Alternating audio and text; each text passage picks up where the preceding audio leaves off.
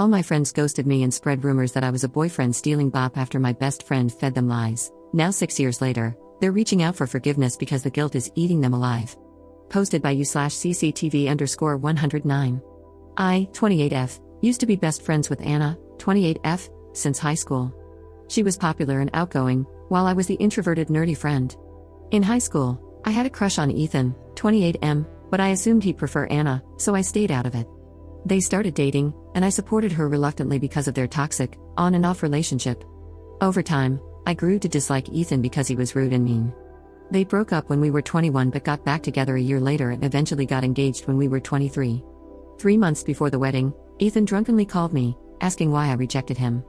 I dismissed him, said he was drunk, and ended the call. The very next day, I was kicked out of group chats and ghosted by everyone in our friend circle. When I texted my friends to ask what happened, they gave me the silent treatment. When I reached out to Anna, I found myself blocked. Desperate, I even tried calling Ethan, but my number was blocked too. I had no idea what I'd done wrong, and I wish someone would tell me. That week was hell. Anna's silence hurt the most because, at the time, she meant everything to me. I barely slept, battling panic attacks at night while trying to keep it together for class during the day. If not for my supportive roommates who helped me through my panic attacks, I don't know how I would have made it through. Anna and I attended the same local university but took different courses. I waited for her outside her class. When she came out with her friends, I pulled her aside and asked what was going on. She accused me of being a fake friend who tried to steal Ethan. I denied her accusation and asked for proof, but she went silent and left. They didn't unfriend me on Facebook but kept posting about their hangouts and the bridal shower, along with indirect jabs at me. I eventually deleted my old account and changed my number. I slowly rebuilt my self-esteem and moved on. I recently created a new Facebook account. A few days ago, I was added to a group chat for our upcoming reunion, which I had no idea about. They greeted me, calling me class president as if they hadn't shunned me 6 years ago. I left the group, but they kept messaging me. Anna kept calling, so I finally picked up out of annoyance. She told me she was sorry for everything and wished for me to come to the class reunion party. She said the party didn't seem complete without the class president every year. She told me she divorced Ethan after 2 years of marriage. She tried to reach out to me but couldn't find any of my socials or contact info after we graduated. I asked her why she was telling me all this when she was no longer important to me. She cried, and I ended the call and continued ignoring their messages on Messenger. My family says forgiveness is for my own peace and that it doesn't mean forgetting. But I don't feel anything anymore, only indifference. I don't owe them anything to ease their guilt. Am I wrong to feel this way? Commenter. You know what happened, right? Ethan wanted to date you, but Anna told him you rejected his interest so he'd date her. Then, when he called you, it made her feel threatened that her shady actions might be discovered. So, she made up more lies that turned other friends against you. Now, enough time has passed, and Ethan is no longer around, so she feels safe bringing you around again, which is why she reached out to you. Odds are, others told her to contact you because you two were such good friends. If you refuse to go, she'll probably tell them something that makes you look bad as your reason. Regardless of whether you go or not, I'd suggest contacting someone who will be there and letting them know you won't attend because of the horrible way Anna treated you. This way, someone else knows the truth, and Anna won't have the chance to lie about you again. Don't go if you don't want to, but don't let her get away with lying about you again. Ops response. It's been 6 years, and I know I've healed and found better friends. My current best friends are the roommates who supported me during university. But why does it still hurt? Despite everything, I always believed my friendship with Anna was genuine. Update 2 days later. I wanted to edit my previous post, but it's already too long.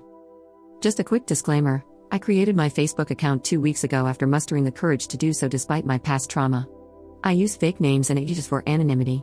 In reality, we're all 29. My friendship with Anna fell apart when I was 23 and now, 6 years later, we're 29. I know no one has noticed this so far, but I just wanted to clarify. Some people from my previous post suggested that I reach out to Ethan. However, before I could do so, he reached out to me first. Yesterday, I received a friend request from him, along with a message saying hi in Messenger. So, we talked. He invited me for coffee this weekend so we could talk about everything. I told him not to push his luck and just answer me. I asked him about his call that night. Since most boys were too intimidated to approach me, they often asked Anna to convey their feelings to me. Ethan was one of them. Apparently, a lot of boys had a crush on me back then. But at the time, only Anna received open confessions, so I assumed I was undesirable, not that it mattered to me. I was foolishly infatuated with Anna, so much so that I would have rolled out a red carpet for her to walk on if I could. She was my entire world back then. Not once did I ever hear about any boys in high school liking me from Anna. Apparently, Anna would always come back to them with her apologetic face, telling them that I had rejected them and repeating the insults I had supposedly said about them.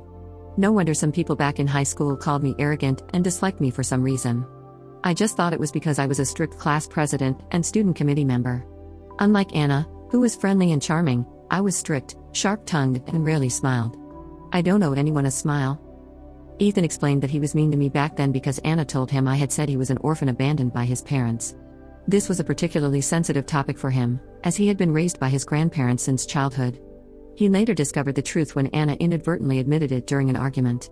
That moment led him to file for divorce. Ethan shared that he genuinely did love Anna, but her constant insecurity and habit of bringing up my name in every argument strained their relationship. She either accused Ethan of still thinking about me or compared him to me. Anna did find out about Ethan's drunken call that very same night. They had an argument, and Ethan came close to calling off the wedding, but Anna guilt-tripped him into staying.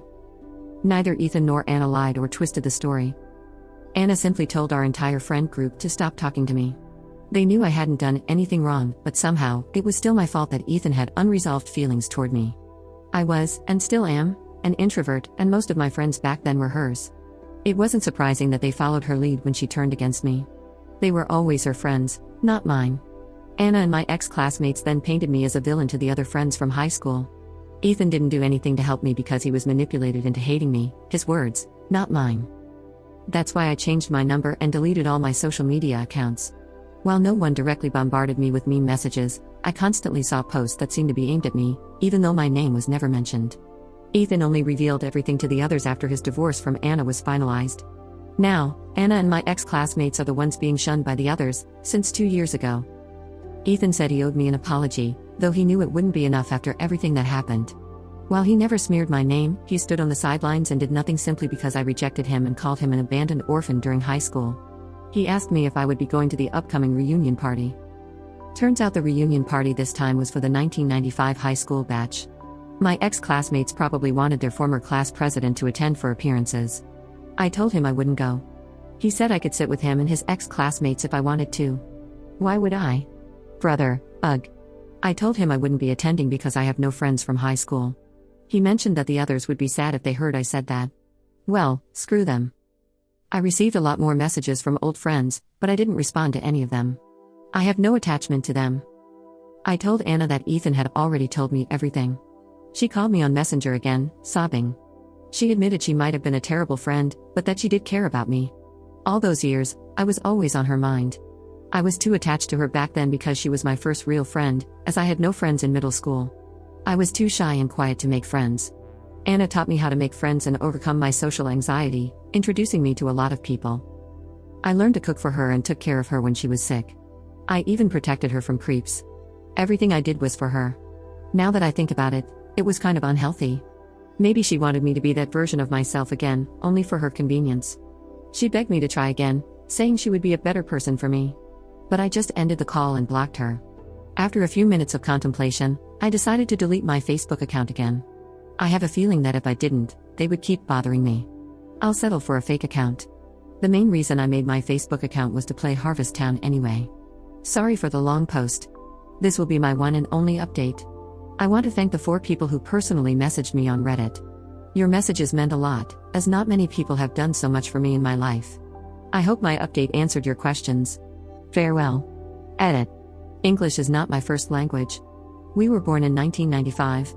What I meant was a reunion for students from the year 1995.